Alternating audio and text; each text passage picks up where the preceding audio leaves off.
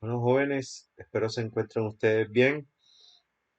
Les habla su docente Humberto Vergara y el día de hoy vamos a continuar con el módulo de gestionar el manejo de residuos sólidos según especificaciones técnicas y normativa 2.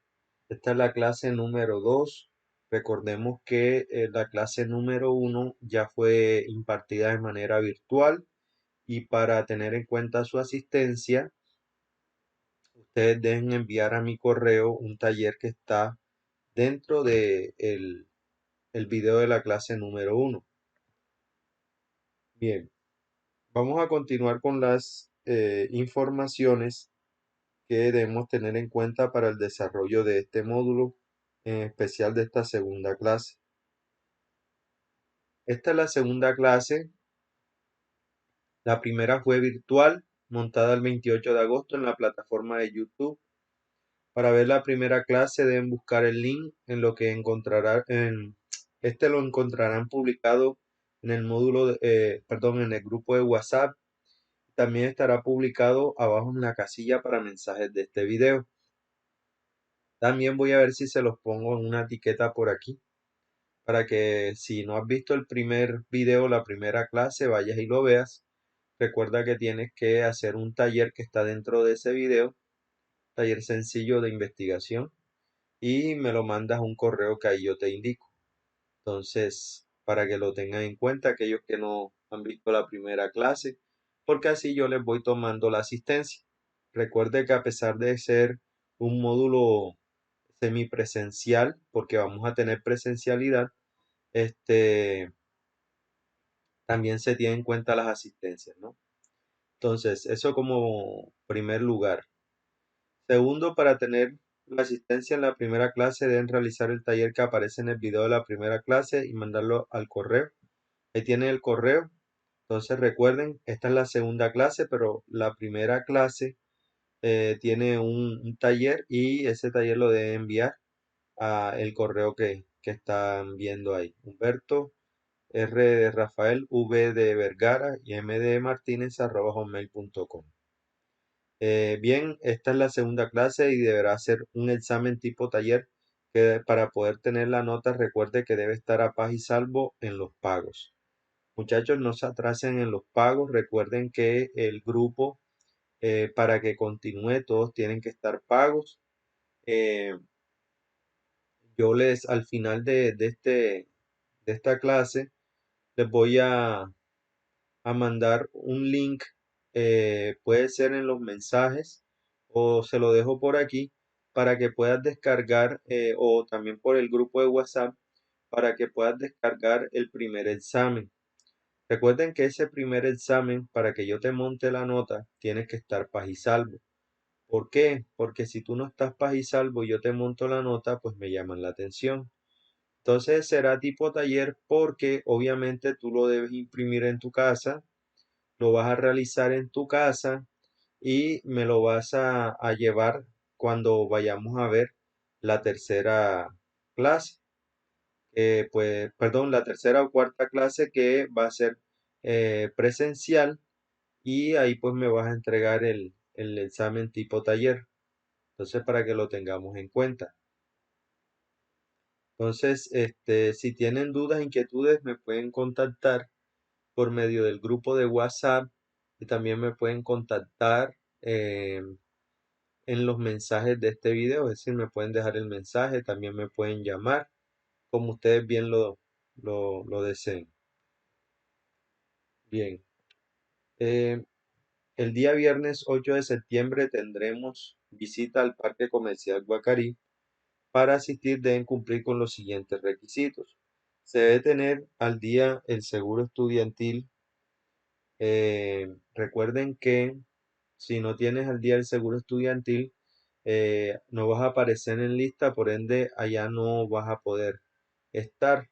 Seguro estudiantil lo pueden pagar e incluso el jueves, es decir, hoy miércoles o el jueves, lo deben cancelar para que puedan ir el viernes allá a la visita. Creo que nada más hay dos personas que no tienen como es el seguro estudiantil, tiene un valor de 20.000 pesos. Entonces, es bueno que vayan sacando el seguro estudiantil para que no tengan ningún tipo de inconveniente. Eh, Deben ir con su uniforme portado correctamente, es decir, con botas, casco, gafas de seguridad, cinturón negro y buena presentación personal. Recuerden que quien tenga el cabello largo lo debe llevar recogido. Recuerden que la manera correcta de portar el casco, pues, es que el pelo esté recogido. em, el casco debe estar bien ajustado a la cabeza. En cuanto a la buena presentación, obviamente aseo, buen olor, su desodorante, de su colonia, ¿sí? Bien peinados, ¿sí? Buena presentación. Entonces, eso habla por ustedes y habla por la institución. Entonces, para que lo tengamos presente y ese día no haya ningún tipo de inconveniente, ¿ok? Eh, ¿Cuál es el problema que generalmente se presenta? Pero que recuerden que ese día no voy a estar yo solo.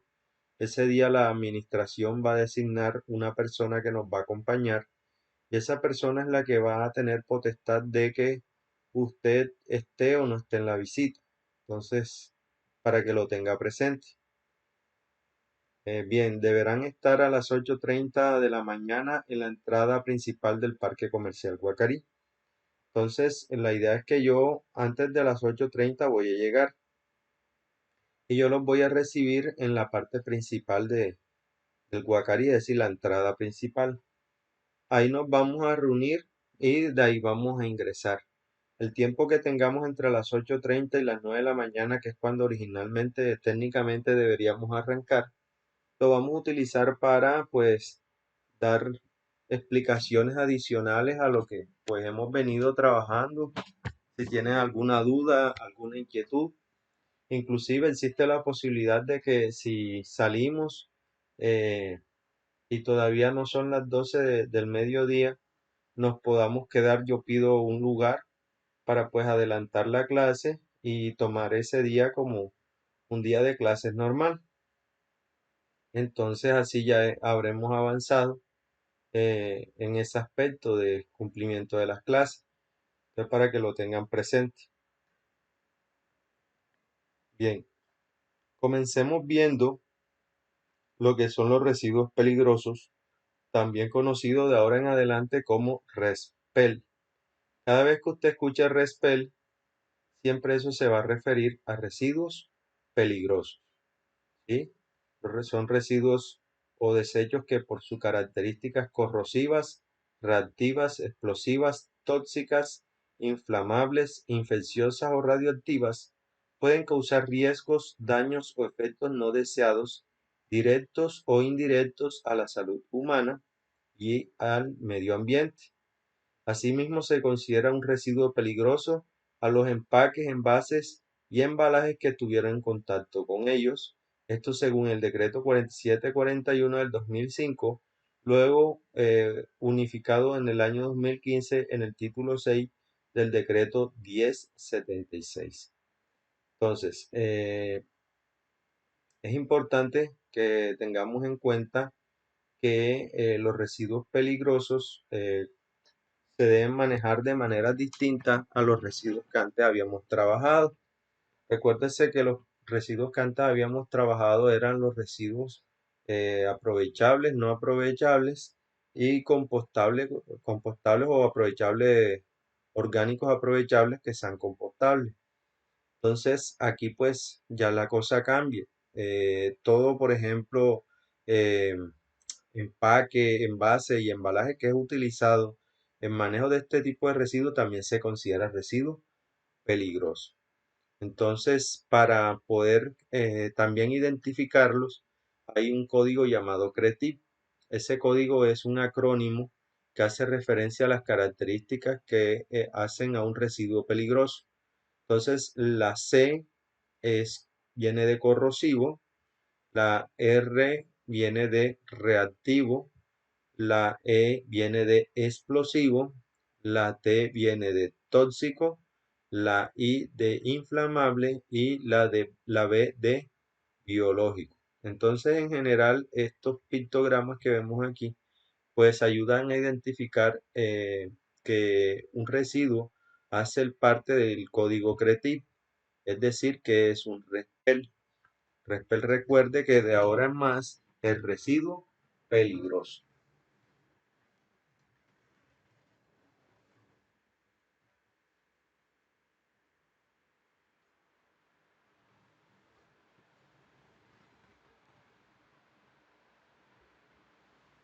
Bien, eh, para explicar cada uno de ellos vamos a tener en cuenta que en algunas entidades el código se extiende hasta llamarse CRETIVER. O sea, es corrosivo, reactivo, explosivo, tóxico, inflamable, biológico, ecotóxico y radioactivo. Entonces, la división es mayor, pero en general se trabaja nada más hasta la B, que es CRETIV, ¿verdad? Bien, comencemos con la C, corrosividad. Esta característica identifica aquellos residuos que pueden provocar un riesgo a la salud humana o al ambiente debido a su habilidad para movilizar metales tóxicos que disponen residuos corrosivos. 2. Corroer diferentes equipos de manejo manual, almacenamiento o transporte. Y destruir el tejido humano o animal en caso de contacto inadvertido. Entonces, es importante que cuando hablamos de un químico que es corrosivo, esa sustancia, ese producto, lo que hace es diluir, deshacer el tejido que toca o el material que toca. Por ejemplo, tenemos un químico que sea muy fuerte. Si usted le cae en la piel, él va a tratar como de disolver la piel. Entonces eso puede quedar una quemadura, perdón, de tipo químico. Puede ser de segundo, incluso de tercer grado. Entonces ahí es lo que entra a lo que es la corrosividad. Puede corroer principalmente metales. También puede ser que todo lo que toca automáticamente lo pueda corroer, por ejemplo, los equipos en los cuales se transporta o el área de almacenamiento donde se mantiene. Eh, recuerde que es importante alejarnos de este tipo de químico o tener unos controles sobre este tipo de químico porque puede incluso destruir el tejido humano o animal, así sea porque te toques un poco con él y pues genera ese problema. Eh, es importante también mencionarles, ahora que tengo aquí enfrente el dibujo, que cuando se van a transportar los residuos peligrosos, ellos tienen un código. Ese código que aparece una U y una N y aparece el código es para identificar los tipos de residuos que se llevan, ¿sí? No solamente se mantiene una etiqueta, ¿sí? Con pictogramas, sino que ese código identifica cuál es el químico que se está transportando. También tenemos los residuos peligrosos, en este caso la reactividad, que son aquellos normalmente inestables y que pueden llegar a reaccionar violentamente. Pueden formar una mezcla explosiva con el agua, generar gases tóxicos, vapores y humos, y pueden contener cianuro o sulfuro y generan gases tóxicos, o bien pueden ocasionar explosiones en diferentes situaciones, ya sea de temperatura y presión estándares, si se calienta en condiciones de confinamiento o si se someten a fuerzas considerables. Entonces, cuando es reactivo, quiere decir que puede generarse una mezcla puede ser con agua o cualquier otro tipo de sustancia. Es decir, ellos mientras estén normal y no se junten con ningún tipo de sustancia adicional, Si no hay una temperatura eh, considerable o una presión considerable, ellos se mantienen entre comillas algo estables, pero cuando le echamos agua o le echamos algún tipo de sustancia en la cual comienza a generarse una mezcla, la mezcla tiende a ser explosiva, ¿sí? Puede generar una explosión, puede generar una reacción química exotérmica. Exotérmica quiere decir que genera calor, entonces pueda generar un incendio. Entonces hay que tener en cuenta eso. Eh, Cuando un químico es muy reactivo, entonces pues básicamente lo que hace es que cuando se mezcla con otras sustancias puede generar algún tipo de gas o otra sustancia que sea muy peligrosa, incluso pueda llegar a ser incendiaria o explosiva, dependiendo también de otras cosas como son la temperatura y la presión. Bien, vamos a ver la explosividad. Entonces, tenemos un residuo que posee esta característica cuando es capaz de producir una reacción o descomposición detonante o explosiva solo o en presencia de una fuente de energía o si es calentado bajo confinamiento. Entonces ya acá, como tal, no es que necesita alguna sustancia como el agua o otro tipo de sustancia para reaccionar, sino que él solo, bajo calentamiento o una fuente de energía eh, adicional, puede ser que se aumentó la energía térmica, es decir, el calor, o puede ser que puede generarse una chispa y se conecta con energía eléctrica, entonces se genera una explosión.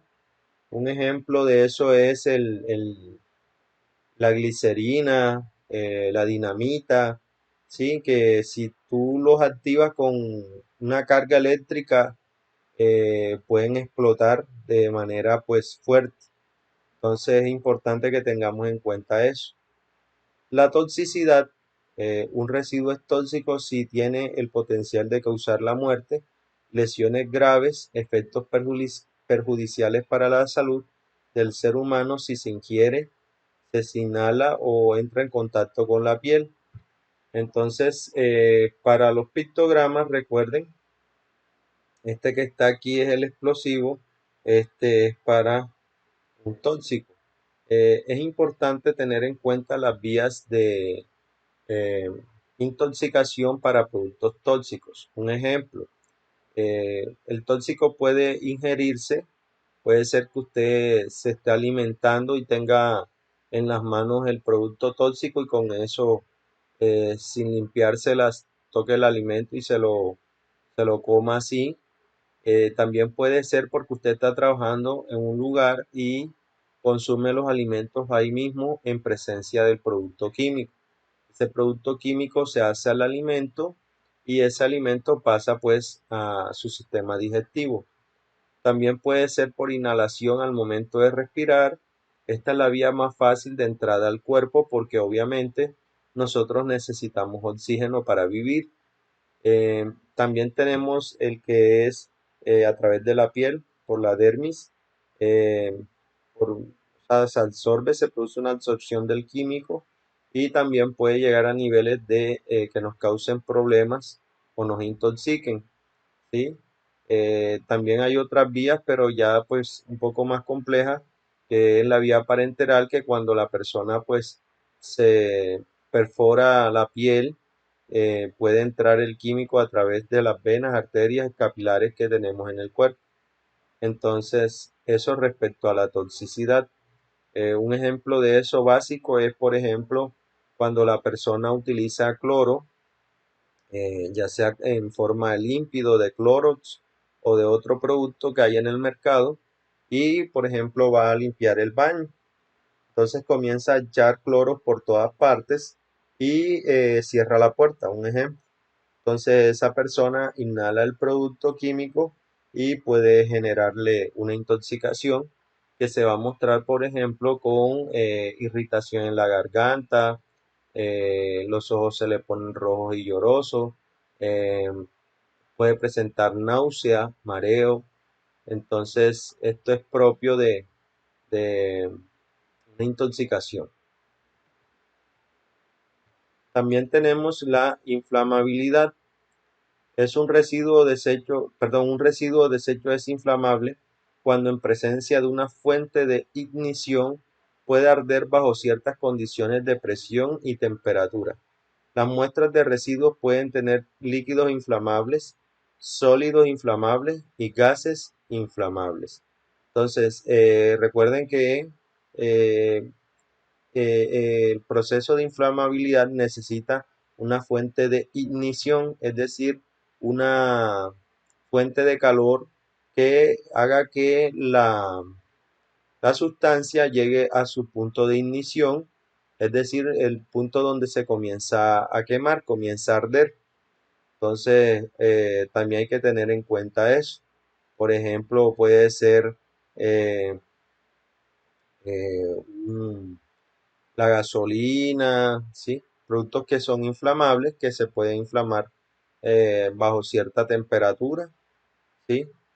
Entonces es necesario tener en cuenta el manejo de las temperaturas. Riesgo biológico. Esta característica identifica aquellos residuos capaces de provocar una enfermedad infecciosa. Un residuo se considera infeccioso si contiene microbios patógenos con suficiente virulencia y en tal cantidad que la exposición al residuo por parte de un huésped sensible puede derivar en una enfermedad infecciosa. Entonces, el residuo biológico es cuando ya se tienen virus, ¿sí? Bacterias, hongos, lo que veíamos en cómo es en peligro biológico. La idea es que esta sustancia, al exponernos a ella, nos puede generar enfermedad. Es decir, ya no es una sustancia que no tenga que sea inorgánica, sino es una sustancia orgánica que tenga como es organismos o microorganismos que puedan causarnos enfermedad. Entonces a eso se le llama riesgo biológico.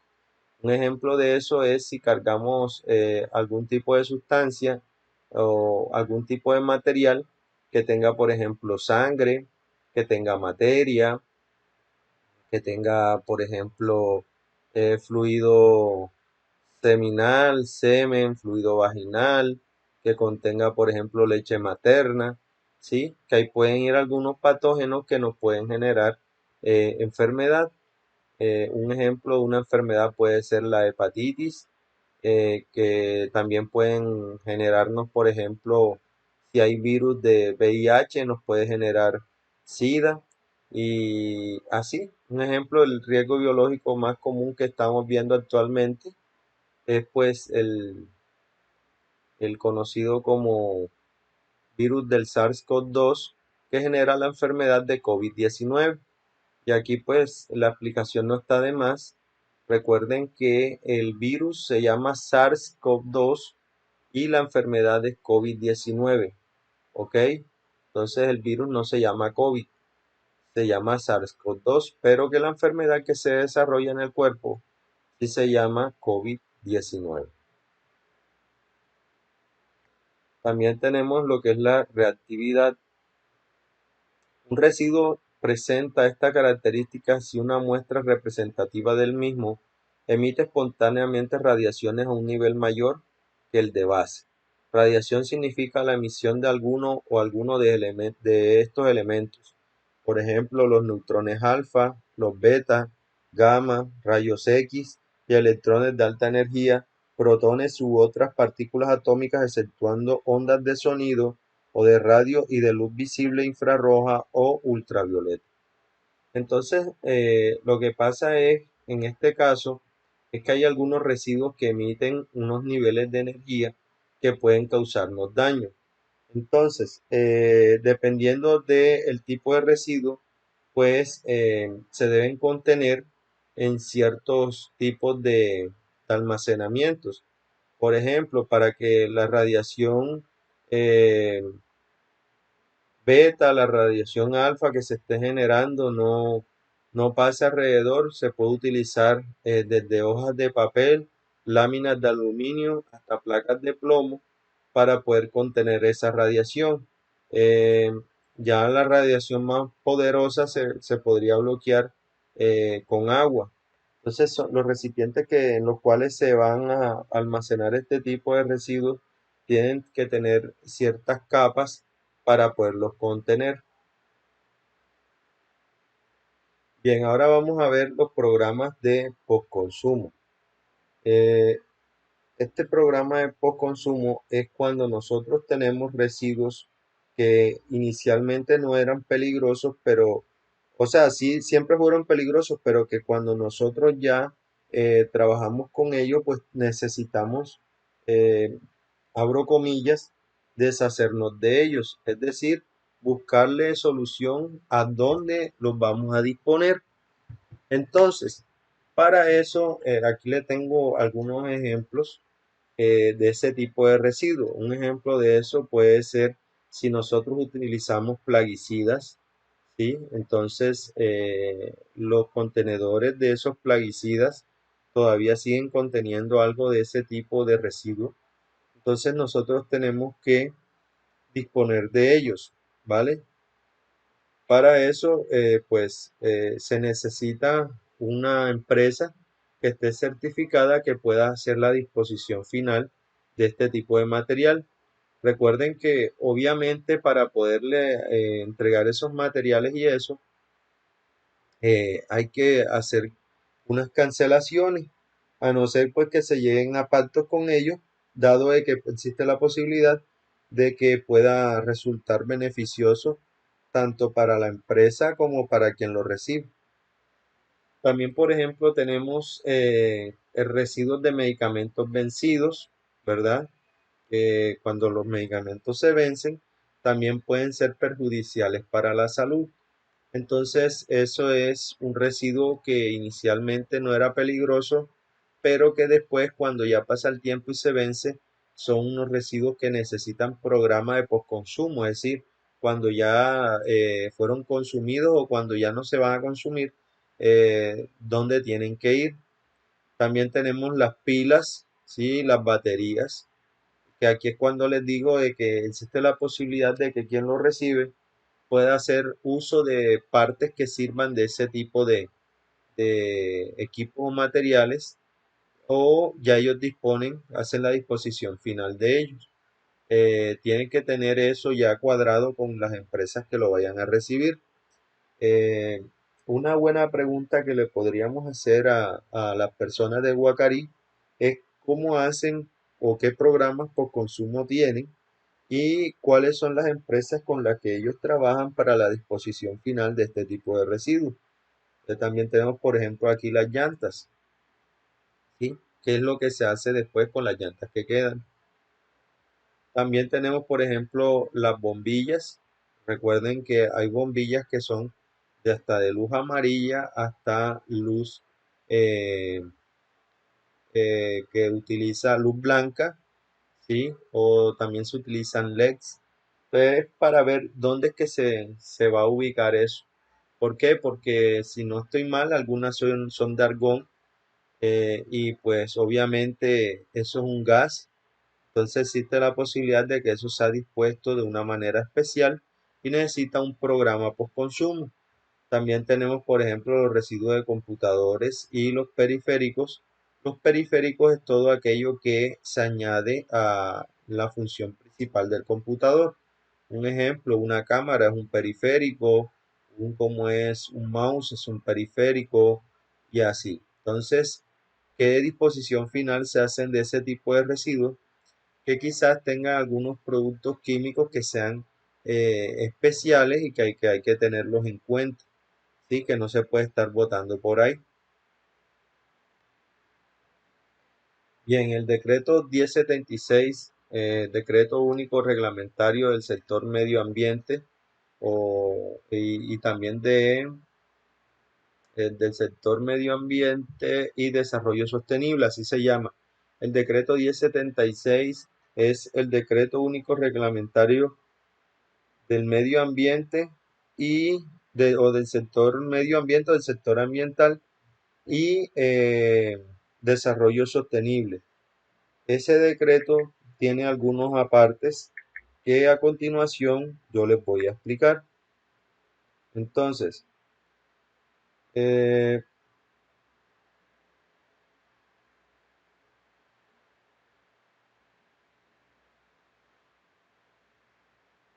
dice, los residuos o desechos peligrosos se deben envasar, embalar, rotular, etiquetar y transportar en armonía con lo establecido en el decreto 1609 de 2002 o por aquella norma que lo modifique o sustituya. Bueno, es importante que los residuos peligrosos, dice aquí que se deben envasar, embalar, rotular. Cuando hablamos de rótulo, estamos hablando de la información de dónde proviene, en qué fechas se están almacenando, quién lo almacena, ¿sí? Es como para mantener una trazabilidad de dónde es que sale, ¿sí? Entonces es muy importante que esto sea hecho de esta manera para que cualquier problema o cosa que haya pasado, pues se tenga en cuenta de dónde es que viene. También el etiquetado es importante. El etiquetado quiere decir que se van a poner las etiquetas conforme a el riesgo peligro por ser una sustancia peligrosa. Entonces aquí, por ejemplo, estamos viendo que es corrosivo y aquí estamos viendo que pues es inflamable. Entonces eso es lo que es etiquetado. Y transportar es que eso no se puede estar transportando como transportar bolsas de basura o algo así. Hay algunos que, por ejemplo, necesitan un control de temperatura o un control de poco movimiento porque ellos pueden reaccionar si hay mucho agite, si hay mucha temperatura, también la presión puede afectarlos. Entonces es imposible perdón, es posible que se necesiten otras ayudas, unos medios de transporte especiales para poder transportar de manera adecuada este tipo de desechos o residuos peligrosos.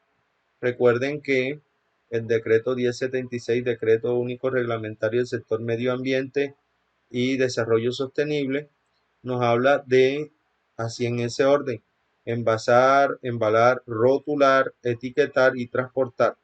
Entonces es importante que no nos volemos esos pasos. También este mismo decreto, el decreto 1076, en el numeral 2.2.6.1.6.2, nos habla de grandes generadores, medianos generadores y pequeños generadores. Nos habla que un gran generador es cuando la empresa produce una cantidad igual o mayor a 1000 kilogramos mes calendario.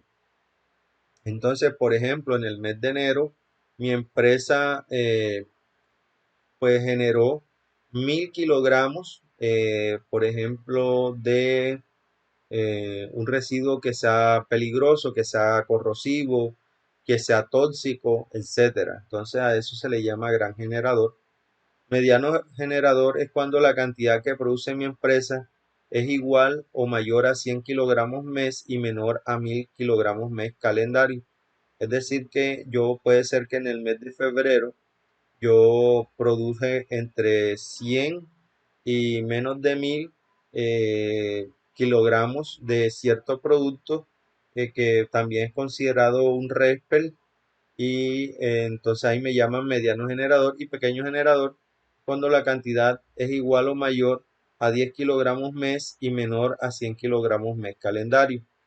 Entonces, para estos casos, hay unas especificaciones que nos hablan, por ejemplo, que los residuos peligrosos pueden permanecer en la empresa máximo un año. Si este año se pasa y yo no he dispuesto esos residuos de manera adecuada, es decir, no lo he transportado a su disposición final, la empresa puede tener un llamado de atención por la entidad que regula la parte ambiental en el área específica. Por ejemplo, eh, eh, aquí está Carsucre, entonces puede hacer pues una inspección y verificar si se están manejando de manera correcta este tipo de residuos. Si se pasa el año, la empresa no tiene cómo sustentar por qué es que no ha dispuesto ese tipo de residuos el tiempo estipulado, entonces pues vendrán posiblemente unas, o sea, les tocará pagar por eso unas multas y tendrán unos llamados de atención para que no sea sistemático. Entonces es importante que tengamos esto en cuenta. Entonces recuerden, si están en una empresa, los RESPEL pueden permanecer en la empresa máximo un año. Si permanecen más de un año, tú tienes que tener una explicación que sea válida ante la entidad que te está inspeccionando para que no te pongan multas y no tengas llamado de atención para que en el futuro eh, no te vayan a, como es, a multar, pues, o incluso cerrar el negocio por eso. Bien, llegamos a una parte importante que es el manejo de residuos hospitalarios. Dice: todo generador de residuos hospitalarios y similares debe diseñar y ejecutar un plan para gestión integral de los residuos hospitalarios y similares, el cual deberá actualizar cada vez que existan cambios en el manejo y disposición de los mismos. Entonces, antes de llegar a trabajar con estos residuos hospitalarios, quiero que vean el siguiente video para que vean cómo se le debe trabajar a un RESPEL, eh, y ustedes pues mantengan un entorno de trabajo seguro, a pesar de que tengas que tener un RESPEL en el lugar de trabajo, ¿sí? También aquí se va a trabajar algo que tiene que ver con orden y aseo, que todo esté organizado y no exponer a las personas y al medio ambiente a este tipo de residuos. Entonces veámoslo un momento.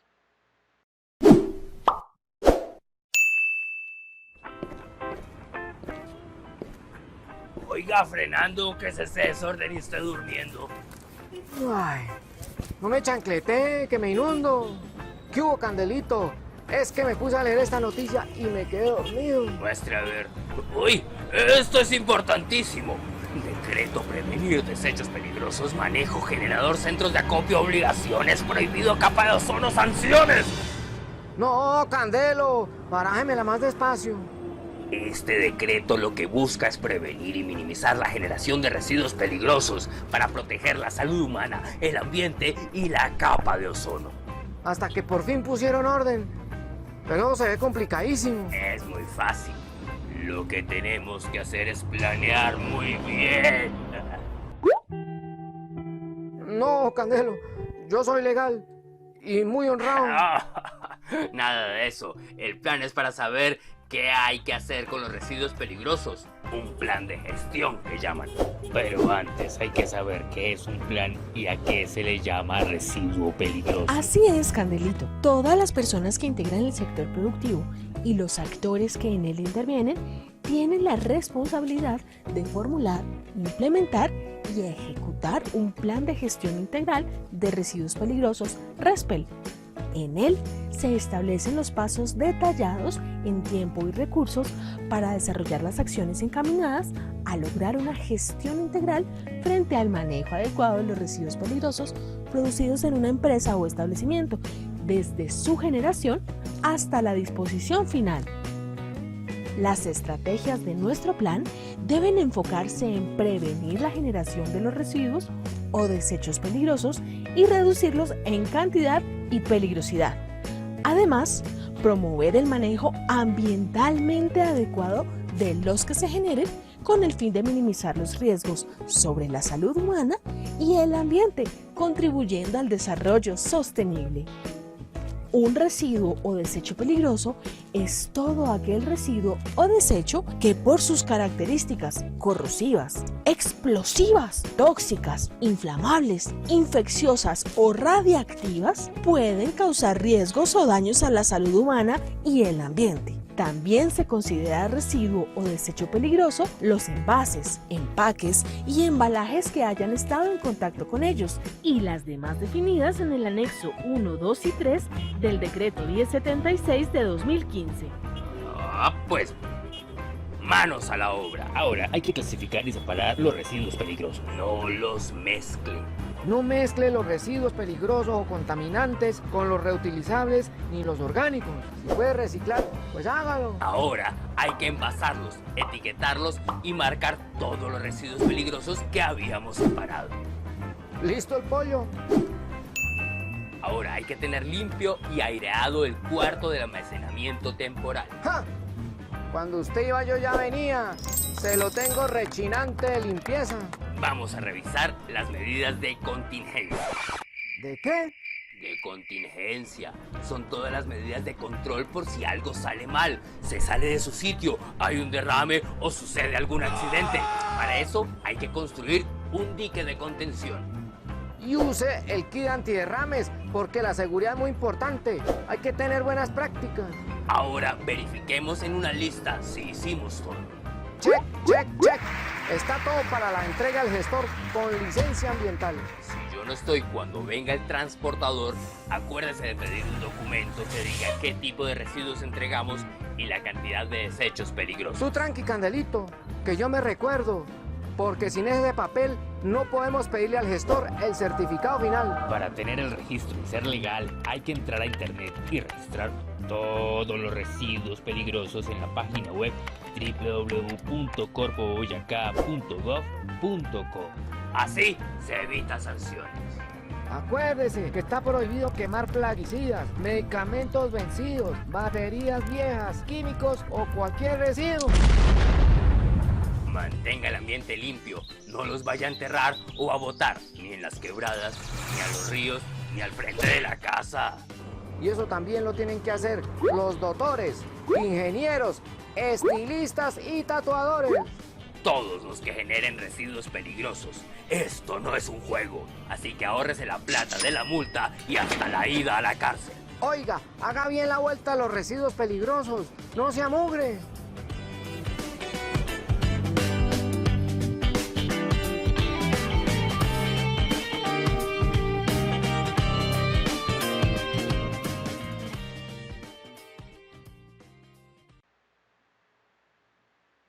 Bien, una vez visto este video, ahora sí, sigamos con el manejo de residuos hospitalarios. Dice, todo generador de residuos hospitalarios y similares debe diseñar y ejecutar un plan para la gestión integral de los residuos hospitalarios y similares. Eso es las letras P, G, I, R, H. P, G, I, R, H significa, la P es plan, para la G es gestión, la I es integral, la R residuos y la H hospitalarios. Entonces, el cual deberá actualizar cada vez que existan cambios en el manejo y disposición de los mismos. Es decir, que nosotros cuando estamos trabajando con residuos hospitalarios, tenemos que tener un plan de gestión para saber cuánto es el residuo que nosotros producimos y a quién se le debe entregar este tipo de residuo. ¿Sí? Porque este tipo de residuos hospitalarios uno no se lo va a poner al carro de la basura. ¿Por qué? Porque la ley no lo permite. La ley te está diciendo que este tipo de residuos necesita ser manejado por empresas que tengan primero el permiso, ¿sí? Y que ya estén avalados para poder hacer disposición final o manejo de este tipo de residuos. Bien, seguimos con el manejo de residuos hospitalarios. Según el decreto 2676 de 2000, por el cual se reglamenta la gestión integral de residuos hospitalarios. Entonces, un residuo hospitalario son las sustancias, materiales o subproductos sólidos, líquidos o gaseosos generados por una tarea productiva resultante de la actividad ejercida por el generador. Entonces, aquí ya como tal nos habla que los residuos hospitalarios, en este caso, son por ejemplo lo utilizado en la atención de los usuarios, en este caso a los pacientes. Si utilizaste jeringas, si utilizaste mascarillas, guantes, si utilizaste batas quirúrgicas, todo eso confiere lo que es un residuo hospitalario. También, por ejemplo, si se utilizaron algunos medicamentos y esos medicamentos de cierta manera no se fueron terminados, pero son muy fuertes o pueden generar un problema, un peligro para el medio ambiente y para cómo es las personas en el lugar de trabajo. Entonces eso es lo que se confiere como un residuo hospitalario. Hacer un residuo hospitalario, perdón, en general cae entre lo que es RESPEL y necesitan un tratamiento en particular. Bien, vamos a ver ahora lo que es un generador de residuos hospitalarios. Es la persona natural o jurídica que produce residuos hospitalarios en desarrollo de las actividades relacionadas con la prestación de servicios de salud, incluidas las actividades de PIP, diagnóstico, tratamiento y rehabilitación. Entonces, por ejemplo, si ustedes le van a hacer unas actividades donde van a trabajar lo que es, em, va a tomar, por ejemplo, mucosa para ver si usted tiene COVID, etcétera, ¿sí? Para diagnosticarlo, o si están haciéndole algún tratamiento y usted en el tratamiento se está exponiendo a fluidos como sangre o como por ejemplo pus, eh, y usted tiene contacto con ellos, pero ese contacto queda en los elementos de protección personal. Entonces, ahí se generan residuos hospitalarios. También en la docencia, investigación con organismos vivos o con cadáveres, es decir, todos los elementos de protección que son utilizados, que son usados eh, al momento de trabajar, por ejemplo, con perros, gatos muertos o incluso con cadáveres para experimento o para estudio. Entonces, todo eso también confiere un residuo hospitalario. Los bioterios y laboratorios de biotecnología, entonces todo aquello que tenga contacto con microorganismos que, que puedan afectar a las personas, por ejemplo, guantes y eso, entonces también eso es un residuo hospitalario. En los cementerios, las morgues, las funerarias y los hornos crematorios, recuerden que hay contacto con un residuo que es biológico, entonces por eso también todo lo que es utilizado y tiene contacto con ese tipo de residuo biológico, en este caso, también se considera un residuo hospitalario. En los consultorios también se generan residuos hospitalarios.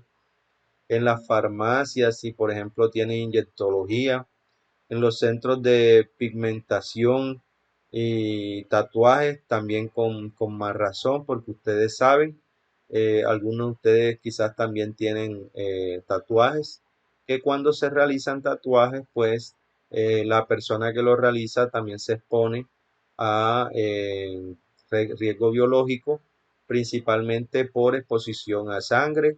eh, ¿Sí?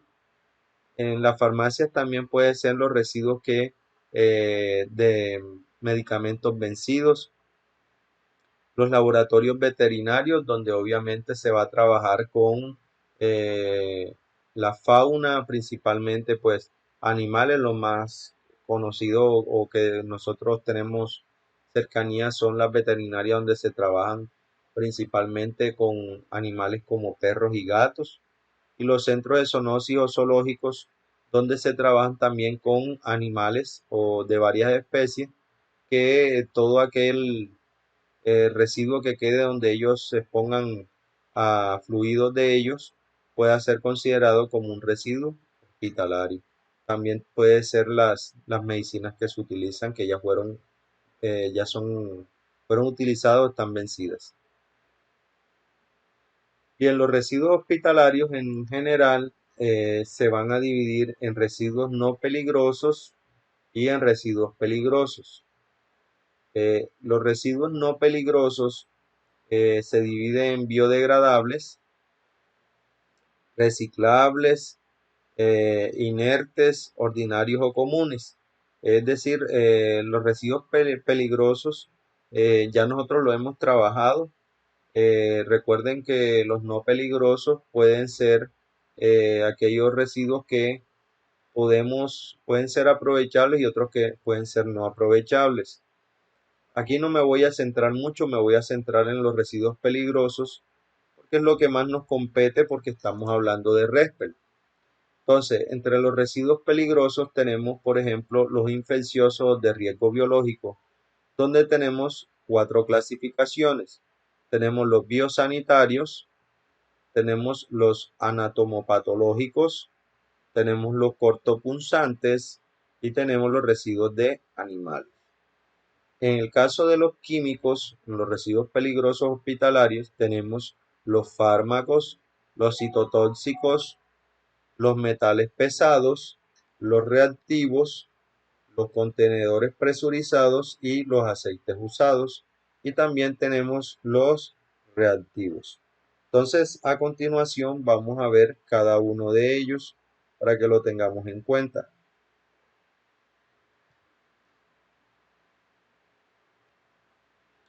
Comenzando con los residuos peligrosos, tenemos por ejemplo los infecciosos o de riesgo infeccioso. Tenemos aquellos elementos o instrumentos utilizados durante la ejecución de los procedimientos asistenciales que tienen contacto con materia orgánica como son los sangre o los fluidos corporales. Los fluidos corporales, como ya les expliqué, puede contarse la sangre, puede contarse también el fluido seminal y el semen, la leche materna, también puede contar ¿cómo es? La orina, puede contar también los fluidos vaginales, etcétera, ¿sí? Entonces, eso hace parte de que sea un residuo peligroso infeccioso. Entonces, tenemos, por ejemplo, que son provenientes de restos humanos, ¿sí? Eh, Muestras para análisis de biopsia, tejidos orgánicos amputados, partes que se remueven y necropsias. Esos son los anatomopatológicos. ¿Ok? Entonces, ¿por qué? Esto que está aquí, este viene de aquí y este viene de aquí.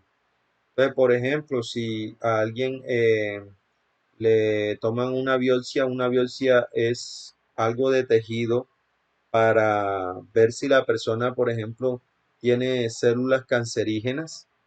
Entonces eso es una parte que es es proveniente de resto humano, ¿sí? Eh, Tejidos orgánicos amputados, por ejemplo, si una persona tuvo una quemadura de 3er grado en la mano y ya la mano no se la pudieron salvar, entonces hay que amputar. Entonces eso que queda cuando amputan la mano, eso no lo echan a la basura y lo botan o no se lo dan a Firulais, sino que eso también tiene una empresa que lo recoge y hace disposición final de ellos y los van a quemar, eh, etcétera. Entonces también, por ejemplo, en las personas muertas y así. Eso se llama anatomopatológicos, ¿sí? Que son tejidos provenientes del ser humano, sea que fue una muestra tomada de un ser vivo o sea que es una muestra tomada de ya una persona que esté muerta. También tenemos los cortopunzantes. Por sus características punzantes o cortantes pueden originar un accidente percutáneo infeccioso.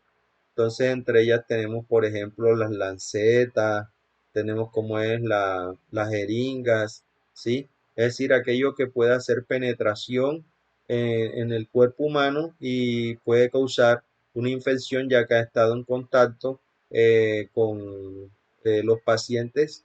Los pacientes pueden estar enfermos y nos pueden transmitir también algún tipo de virus o bacteria o algo que nos pueda hacer daño. La de los animales que son provenientes de animales de experimentación, inoculados con microorganismos patógenos y o provenientes de animales portadores de enfermedades infectocontagiosas o cualquier elemento o sustancia que haya estado en contacto con ellos. Entonces, por ejemplo, aquí tenemos, esto es si no estoy mal, es un conejo, ¿sí?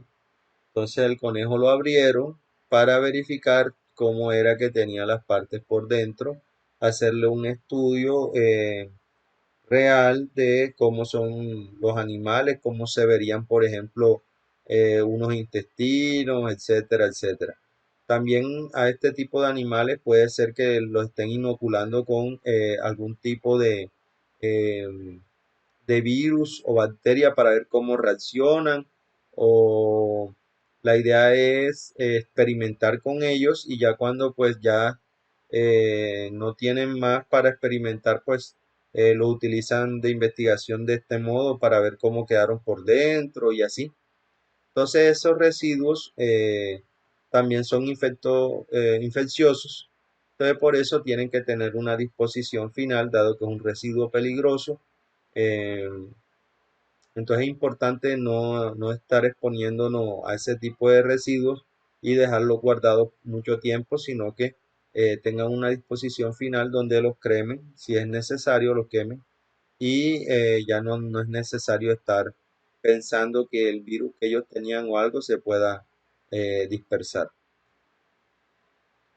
También entre los residuos, de ejemplo de los residuos biosanitarios, tenemos los residuos con riesgo biológico infeccioso. Entonces, tenemos los anatomopatológicos cortopunzantes o de animales, y esos van a ir en una caneca de color rojo y van a tener el símbolo de riesgo biológico. Este es el símbolo de riesgo biológico. Lo van a tener en la caneca de color rojo. Otro ejemplo de residuos biosanitarios, es decir, de que hayan sido utilizados en procedimientos sí, del área asistencial, del área de salud. Tenemos, por ejemplo, el ejemplo campos contaminados. Por ejemplo, esto que está aquí es un dispositivo que se utiliza para que esto que está aquí es donde se va a realizar la operación. Entonces, lo que se hace es limpiar la zona en la persona. Esto se pone encima del pedazo donde se va a hacer la operación, para que si sale fluido o algo, no caiga sobre las demás partes de la persona, y se asume que este pedazo de aquí que fue limpiado, desinfectado, entonces está pues estéril. Entonces, cuando ya esto es utilizado, esto es un residuo biosanitario, ¿sí? También se va a echar en una bolsa y una caneca de color rojo que tenga riesgo biológico enfrente. La bolsa o filtro de anestesia, una vez ya utilizada, también tiene que cambiarse. La sábana de vestir, la mesa, ¿sí? Donde se ponen, por ejemplo, las piezas que hayan sido utilizadas en una operación. Un ejemplo puede ser un bisturí, una pinza, ¿sí? Las compresas o algodones, guantes, campo quirúrgico, telas aisladoras. Por ejemplo, si tomaste con los guantes, obviamente, tomaste unos algodones, con esos algodones hiciste la curación, entonces ya eso es un ejemplo de residuo biosanitario, porque eso se tiene que también guardar en la caneca de color rojo que tenga este símbolo. Las mascarillas y máscara facial y la ropa desechable que haya sido contaminada. Esto se llama polaina, ¿sí? Y esto pues puede ser una bata quirúrgica. Es de un solo uso. Por ejemplo, esto uno lo encuentra o lo he encontrado mucho en algunos tipos eh, de ¿cómo se llama eso? Ay, se me olvidó el nombre ahora. De botiquines. Por ejemplo, fui a revisar el botiquín en estos días de Claro, Guacarí, y ellos dentro tienen una de estas.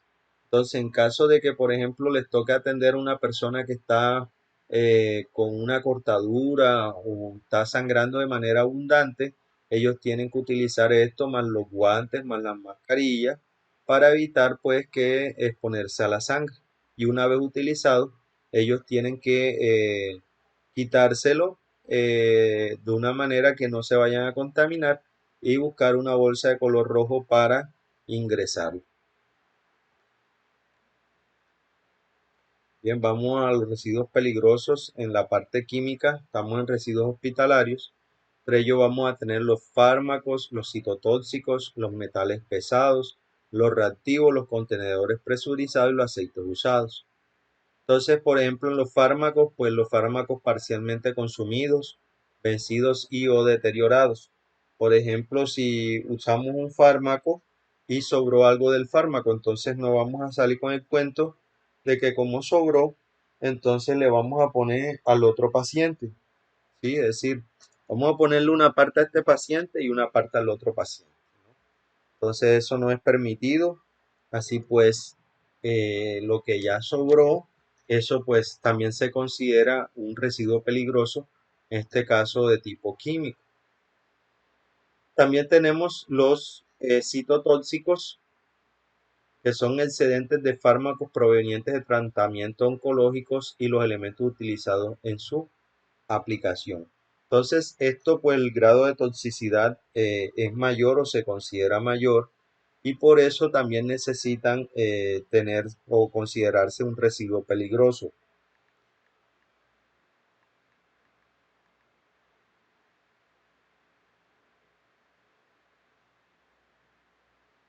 ¿Por qué? Porque tiene un efecto que es tóxico sobre muchas células en el momento de exponerte a él. No es lo mismo que te caiga un poquito de fármaco común y corriente que te caiga un fármaco que sea citotóxico. ¿Por qué? Porque este tendrá un efecto mucho más rápido y puede ser dañino sobre tu cuerpo que este que está aquí. Aquí recuerden que también tenemos los que están vencidos, que suele pasar que, por ejemplo, ustedes tienen que tener en cuenta que cuando nosotros estamos trabajando con botiquines, ellos tienen una lista. Esa lista, cuando usted le hace inspección, tiene que siempre tener en cuenta la fecha de vencimiento. Una vez, si es un producto químico, una vez el producto químico se vence, ahí usted automáticamente tiene que darle una gestión integral a ese residuo. Recuerde que es un residuo peligroso. Entonces, hace parte de los RESPEL y en este caso un fármaco vencido. También tenemos los metales pesados, que es cualquier objeto o elemento resto de estos en desuso, contaminado o que tenga metales pesados. Por ejemplo, el plomo, sí, elementos que puedan ser, eh, que puedan afectar incluso el cuerpo de tal manera que generen cáncer. Eso lo podemos encontrar, por ejemplo, en los recubrimientos de las paredes de los lugares donde se realizan rayos X y este tipo de tratamientos donde se utiliza radiación. También puede ser que son eh, elementos que por tanta radiación que han absorbido, pues ellos también se vuelven radiactivos. Entonces, eh, esa parte de metal pesado generalmente es el que pueda generar problemas. El que más se me viene a la mente es el plomo.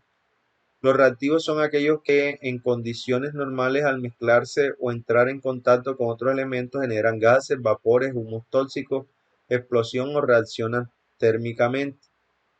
Entonces hay algunos reactivos que se utilizan, puede ser para el área más que todo de laboratorio, que puedan generar algún tipo de inconveniente si por ejemplo se mezclan con agua o se mezclan con otro tipo de sustancia. Entonces, es importante tener en cuenta eh, que si hay sustancias en el lugar de trabajo que tenga este tipo de características, saberlos tener presentes para en las capacitaciones, explicarles el riesgo que usted corre al momento de trabajar con ese tipo de elementos. También tenemos los contenedores presurizados, por ejemplo, los empaques presurizados de gases anestésicos como el óxido de etileno y otros que tengan esta presentación. Si en lugar de trabajo tenemos gases que son anestésicos, por ejemplo, los que se utilizan para hacer operaciones y eso, entonces es importante porque si, por ejemplo, esos gases llegan a escapar, puede producir un problema en los trabajadores, dado que los anestesia, incluso como ellos, la anestesia se soporta hasta cierto grado, puede costarles la vida si es que así de fuerte es la anestesia y ellos la puedan absorber. Y los aceites usados son aquellos con base mineral o sintética que se han convertido o tornado inadecuados para el uso asignado o previsto inicialmente. Entonces, si hay algún tipo de aceite que se utilice para tratamientos o algo así y ya se venció ese tipo de aceite, entonces se considera un residuo peligroso de tipo químico y también tiene que tener su disposición final. Recordemos que para esto entonces ya vamos a utilizar una caneca, pero ya como no es riesgo biológico, sino como ya hablamos, riesgo químico, al ser pues básicamente dañino para la salud, generalmente tipo tóxico, entonces por eso es que se pone una carabela en vez de el que estábamos utilizando anteriormente, que es de riesgo biológico. Ya aquí hay una diferencia, no es lo mismo. Por eso es que yo les estoy explicando todas estas cosas, jóvenes. No vayan a creer que todo va en una caneca roja y que no importa el símbolo que tenga. No, tienes que saber ya. Entonces voy a volverme atrás un momento para que te des cuenta. Mira, los residuos no peligrosos, esto ya lo trabajamos en gestionar uno, por eso yo no me voy a desgastar explicándote. Los residuos peligrosos hospitalarios, que no se nos olvide eso, entonces tenemos básicamente tres. Los infecciosos de riesgo biológico, entre ellos tenemos los biosanitarios, los anatomopatológicos, los cortopunzantes y los residuos de animales, que ya solo expliqué. También en los residuos peligrosos hospitalarios, repito, tenemos entonces los químicos, que son los fármacos, los citotóxicos, los metales pesados, los reactivos, los contenedores presurizados, los aceites usados y los radioactivos que no los he explicado. Entonces, los residuos peligrosos infecciosos siempre vamos a tener en cuenta, si es residuo biológico, este tipo de símbolo. Por ende, la caneca, bolsa debe tener este tipo de símbolo, que es riesgo biológico. Y en los residuos peligrosos de tipo químico, ahora cambia. Ya no es riesgo biológico, sino que es riesgo a la salud como tal. Y generalmente lo que se va a poner entonces va a ser este símbolo o este pictograma. Para los residuos peligrosos reactivos, radioactivos, perdón, que son aquellas sustancias emisoras de energía predecible y continua en forma alfa, beta o de fotones cuya interacción con la materia puede dar lugar a la emisión de rayos X y neutrones. Tenemos entonces el color púrpura para los radioactivos. En este caso, nótese que ahora la bolsa, el símbolo que tiene es el pictograma de radioactivo, ¿sí? Que quiere decir que esos tipos de residuos, ¿sí? Pueden tener interacciones con la materia circundante porque contienen sustancias radioactivas. Generalmente eso se maneja de una manera especial, va a utilizar una ropa especial al momento de manejar esos materiales y ellos se meten pues en unos tipos, en unos tanques que tienen unas capas que son especiales para poderlas manejar. Esto según la resolución 18005 de 2010, por lo cual se adopta el reglamento para la gestión de desechos radiactivos en Colombia.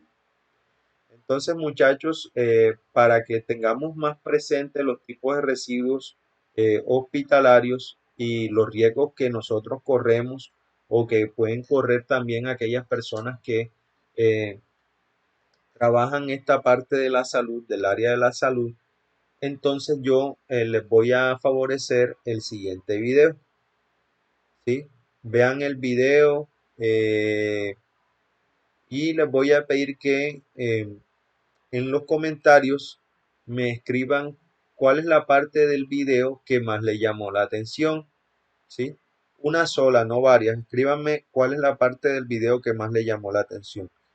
Así yo verificaré que usted, en este caso, vio la clase, ¿sí? Y pues básicamente puedo ponerle la asistencia.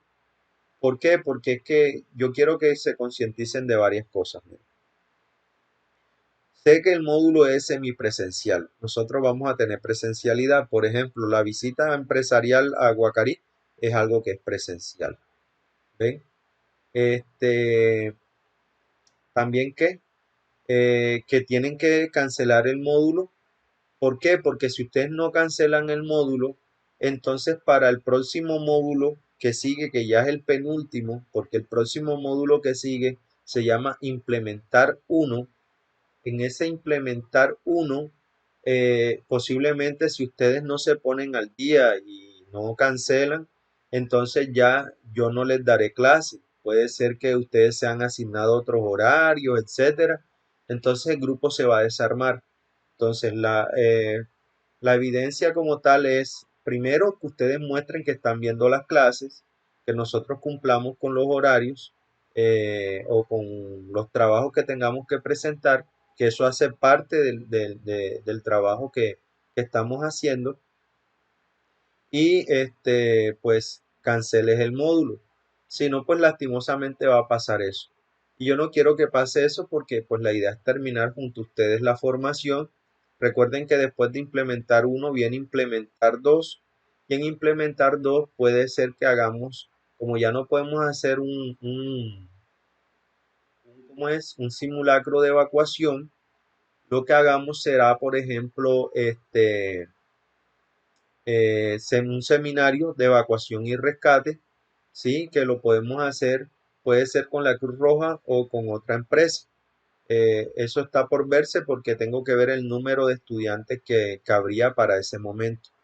Entonces, incluso les voy adelantando que si es así, yo voy a gestionarme que los compañeros que están con ustedes en el diplomado, que no fueron mis estudiantes, hagan implementar ese seminario junto a ustedes. Ese seminario les voy adelantando, ese seminario se hace en Los Campanos, ese seminario tiene pues un receso donde se les brinda un, un refrigerio y ese seminario es trabajado, ustedes van a trabajar levantamiento, cuando la persona está boca abajo, forma de transporte, con o sin la camilla, etcétera, etcétera. Entonces, por eso todas estas cosas te las digo para que te animes y para que veas que en el futuro vas a tener, por ejemplo, otro certificado. Y les comento de una vez que en estos días me han estado pidiendo estudiantes para empresas aquí en el municipio de Sincelejo, empresas grandes, gracias a Dios. Entonces, yo generalmente estoy mandando a aquellas personas que cumplan con los perfiles, por ejemplo, el que tenga todos sus certificados, etcétera, etcétera. Entonces, sería bueno que termináramos juntos y tú lograras tener todo eso. Entonces, muchachos, depende de ustedes. Ya para terminar, en la caja de comentarios les voy a dejar, eh, no, en la caja de comentarios no, les voy a dejar en el grupo de WhatsApp el examen taller. Ese examen taller lo vas a resolver de la siguiente manera. Atentos al dato. Lo vas a imprimir, ¿sí? Lo vas a imprimir y lo vas a realizar. Cuando nos reunamos nuevamente, ¿sí? Debes llevarlo realizado, ¿vale? Eh, no te lo pido para el día del viernes porque está muy, muy cercano. Pero la próxima vez que nos reunamos, que en teoría sería la otra semana, que va a ser presencial, con el favor de Dios, entonces ahí necesito que me entregues eso, porque de una vez vamos a hacer otro tipo de examen taller. Voy a llevar eh, un taller, pero vamos a hacer otro que es examen taller. Entonces, por eso es que tú tienes que tener en cuenta que te hayas visto estos videos porque no te voy a dar material, el material va a salir de estos videos, o sea, te voy a obligar a que para dar respuesta a esos exámenes taller necesariamente tengas que haberte visto estos videos. Entonces, eso para que lo tengan en cuenta, mis estimados.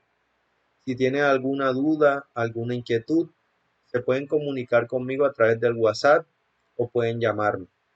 Entonces, no siendo más, los dejo con este video para que tengan en cuenta los riesgos y peligros que se corren al momento de trabajar con residuos hospitalarios.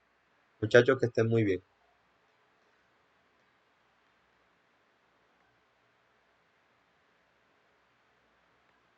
Hola a todos, bienvenidos al canal. Mi nombre es Luisa y hoy les traigo un nuevo video sobre manejo seguro de los elementos cortopunzantes. Empecemos.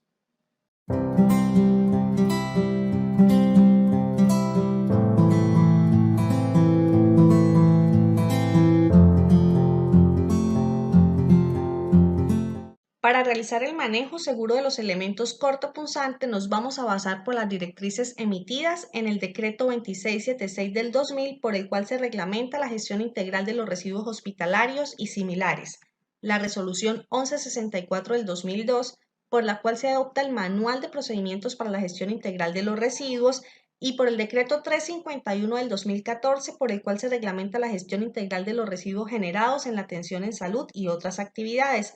De igual manera, por las recomendaciones dadas en el Reglamento Técnico para la Protección de los Trabajadores expuestos a agentes biológicos en la prestación de los servicios de salud humana del año 2010, que tiene un anexo específico para manejo seguro de elementos cortopunzantes, y por último, por la Guía para las Empresas con Exposición a Riesgo Biológico del Ministerio de Trabajo del año 2018. Empecemos con los controles de ingeniería. Estos son métodos para reducir las exposiciones a sangre y a otros materiales potencialmente infecciosos presentes en los instrumentos filosos y en las agujas. Estos controles eliminan o aíslan los peligros en el lugar de trabajo y con frecuencia se basan en medios tecnológicos. Dentro de ellos encontramos agujas retráctiles, que vienen unidas a las jeringas y funcionan como un resorte que se retrae dentro de la jeringa cuando el émbolo está totalmente vacío después de haber administrado la inyección. Funda protectora adherida a la jeringa. Después de administrar el medicamento, el trabajador desliza un protector de plástico sobre la aguja y la bloquea en esta posición. Capuchón tipo bisagra. Después de aplicar el medicamento, el trabajador baja con el dedo índice el capuchón protector sobre la aguja y ésta se bloquea en esta posición. Cortador de agujas. Es un dispositivo portátil, pequeño y liviano para corte y almacenamiento seguro de agujas de jeringa de insulina y agujas de aplicador. Y los tan conocidos contenedores o guardianes, que son recipientes usados para descartar el material cortopunzante. Ellos también deben cumplir con unas características especiales, dentro de las cuales se encuentran: tener tapa ajustable o de rosca de boca angosta de tal forma que al cerrarse quede completamente hermético; ser rígidos en polipropileno de alta densidad u otro polímero que no contenga PVC; ser resistentes a ruptura y perforación por elementos cortopunzantes; tener una resistencia a punción y cortadura superior a 12,5 Newton; ser desechables y de paredes gruesas, y estar debidamente rotulados de acuerdo a la clase de residuo que se está descartando en el mismo. Ahora bien, los hay de diferentes capacidades, que pueden ir desde 0,5 litros hasta 50, y esto es muy importante, ya que se deben disponer de contenedores en tamaño adecuado y acorde a los residuos que se generan en el área, para que estos no sobrepasen rápidamente su capacidad o expongan al trabajador, como se aprecia en la siguiente imagen, donde el tamaño de las pipetas sobrepasa la capacidad del guardián. Con respecto a la ubicación, los contenedores deben estar situados en lugares de fácil acceso, a una altura que permita ver la boca del recipiente y lo más cerca posible a los lugares donde se utilizan los elementos cortopunzantes. De acuerdo con esta indicación, se recomienda que los contenedores sean instalados a una altura entre 1,20 y 1,50 metros a partir del nivel del piso, teniendo en cuenta que actualmente en Colombia los hombres tienen una estatura promedio de 172 centímetros y las mujeres de 157. Entonces, de esta forma, cualquier persona podrá visualizar y tener alcance fácilmente a los orificios del contenedor para hacer la correcta disposición de los elementos cortopunzantes. En la imagen tenemos el ejemplo de un contenedor que se encuentra instalado muy por encima del nivel recomendado, de manera que a la trabajadora se le dificulta hacer uso correcto del mismo y esta condición la expone a riesgos ocupacionales. En cuanto a la colocación del guardián, este debe quedar fijo dentro del aro, soporte o base para poder descartar fácilmente las agujas en sus ranuras. En las fotos se muestran varios modelos con sus respectivas bases. En relación a esto se debe procurar siempre posicionar los contenedores en las bases que correspondan para que no pase lo que se ve en la imagen, que el contenedor queda inestable y se va a mover al momento del uso. Y en esta otra vemos que el contenedor está dentro de su propia base, pero no se instaló debidamente a la pared para fijarlo. Los contenedores también deben rotularse, diligenciando la etiqueta que traen en su superficie, con los datos, nombre de la institución, origen que hace referencia al servicio o área específica donde se utilizará, tiempo de reposición que es la fecha cuando se empieza a hacer uso del mismo, fecha de recolección que corresponde al día en que se cerrará y el nombre del responsable de hacer este cierre. Ahora aprovechemos para recordar cómo es la clasificación de residuos hospitalarios. Tenemos que se clasifican en dos grandes grupos, residuos no peligrosos y peligrosos. Vamos a enfocarnos en los residuos peligrosos. Estos también se clasifican en tres. El primero de ellos, infecciosos o de riesgo biológico. Estos son aquellos que contienen microorganismos tales como bacterias, parásitos, virus, entre otros, con el suficiente grado de virulencia y concentración que pueden producir una enfermedad infecciosa en huéspedes susceptibles. Los residuos infecciosos o de riesgo biológico se subclasifican en cuatro grupos, entre ellos los cortopunzantes, que son aquellos que por sus características punzantes o cortantes pueden generar un accidente percutáneo infeccioso. Ejemplo de ello, las limas, lancetas, cuchillas, pipetas, láminas de bisturí, vidrio y cualquier otro elemento que por sus características cortopunzantes pueda lesionar y ocasionar un accidente infeccioso. Los residuos peligrosos también se clasifican en los químicos. Estos son los restos de sustancias químicas y sus empaques o cualquier otro residuo contaminado con estos, los cuales dependiendo de su concentración y tiempo de exposición pueden causar la muerte, lesiones graves o efectos adversos a la salud y al medio ambiente. Los residuos químicos se clasifican en 6, pero nos vamos a enfocar en los fármacos. Los fármacos parcialmente consumidos, vencidos y o deteriorados son aquellos medicamentos vencidos, deteriorados y o excedentes de las sustancias que han sido empleadas en cualquier tipo de procedimiento. Y ambos tipos de residuos, tanto los cortopunzantes de riesgo biológico como las ampollas partidas de fármacos parcialmente consumidos, deben descartarse dentro de contenedores, pero no dentro del mismo recipiente, pues los primeros deben descartarse en uno con el símbolo correspondiente a residuos biosanitarios y por su parte las ampollas de fármacos en otro al que se le sobreponga el símbolo específico para residuos químicos. Bien, en estas imágenes vemos un descarte inadecuado de los residuos. En la primera, un contenedor en el cual se desecharon ampollas, jeringas y agujas conjuntamente y en la otra una ampolla de medicamento partida descartada en bolsa roja, lo que puede originar más adelante rotura de la bolsa y causar un corte al trabajador. Continuamos ahora con las prácticas de trabajo seguro. Son las acciones que adoptan los trabajadores para disminuir la ocurrencia de los accidentes ocupacionales y las vamos a clasificar con respecto al momento de exposición y al uso de los elementos cortopunzantes. Primero, antes del uso de los elementos cortopunzantes, conozca el procedimiento a realizar, evalúe las condiciones ambientales, por ejemplo, la iluminación. Si se requiere transportar el guardián a otra área, selle previamente la tapa. Asegúrese de que exista un contenedor o en su defecto un recolector rígido. Valore el estado de conciencia y la capacidad de colaboración de la persona que se va a intervenir. Solicite el apoyo de otros compañeros en caso necesario. Por ejemplo, con pacientes agitados, desorientados, psiquiátricos, pediátricos o cualquier otro tipo de paciente poco colaborador e informe a la persona del procedimiento a realizar y solicite su colaboración. Segundo, durante la manipulación de los elementos cortopunzantes vamos a tener los siguientes cuidados. Use los elementos solo para la tarea que fueron diseñados. Mantenga la atención y evite distracciones. tenga comunicación permanente con la persona que se está interviniendo y con los compañeros que le ayudan. Reciba, entregue y utilice los elementos cortopunzantes mediante técnica segura. En este punto, evite el paso mano a mano de instrumentos afilados. Informe de manera inmediata la pérdida o caída del elemento. Y en caso de caída del elemento cortopunzante, recoja con pinzas como se aprecia en estas imágenes. Tercero, antes del desecho de los elementos cortopunzantes. Revise que los elementos cortopunzantes utilizados estén completos. No deje los elementos cortopunzantes pegados a los atriles, sobre las camas, insertados en los buretroles o abandonados por descuido. Coloque el elemento cortopunzante en una bandeja si no se cuenta con un contenedor cerca para así hacer su traslado. No doble ni refunde las agujas y en caso necesario, hágalo con técnica de una sola mano sobre una superficie estable. Cuarto, durante el desecho de los elementos cortopunzantes, revise que el contenedor no supere el nivel de llenado de las 3/4 partes.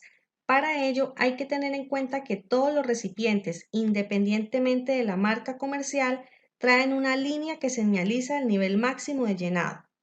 Siguiente, deseche los elementos cortopunzantes en los contenedores haciendo el uso adecuado del mismo, es decir, descartar las agujas de jeringa tipo Luer Lock en su respectivo orificio que facilita desenroscar las agujas, las agujas de jeringa Luer Head en el orificio que permite traccionar y el resto de cortopunzantes en el orificio de mayor tamaño que suele estar en el centro. Verifique que el elemento cortopunzante caiga dentro del contenedor. Utilice pinzas para desechar los elementos cortopunzantes caídos.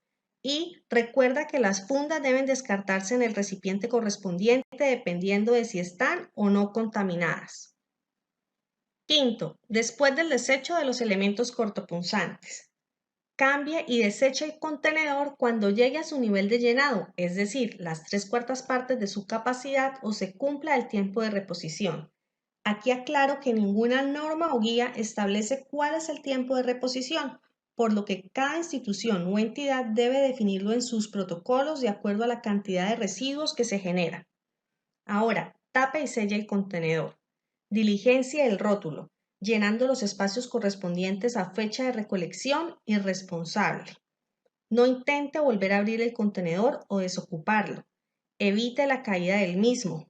Y nuevamente se reitera la importancia de no dejar los elementos cortopunzantes sin sus empaques, dispersos en cajones o recipientes con la intención de darles doble uso, ya que esto puede favorecer la ocurrencia de pinchazos accidentales. Recuerda, la persona que realiza el procedimiento, es decir, quien manipula directamente el elemento cortopunzante, es la responsable del desecho del mismo. Y este tipo de precauciones aplica para todas aquellas actividades económicas donde se puede realizar manipulación de elementos cortopunzantes que serían considerados de riesgo biológico posterior a su uso. Por ejemplo, peluquerías, centros de pigmentación o tatuajes y moteles. Espero te haya sido de utilidad esta información. Aquí te dejo otros videos que te pueden interesar. Te invito a suscribirte al canal, no olvides activar la campanita de notificaciones y nos vemos a la próxima.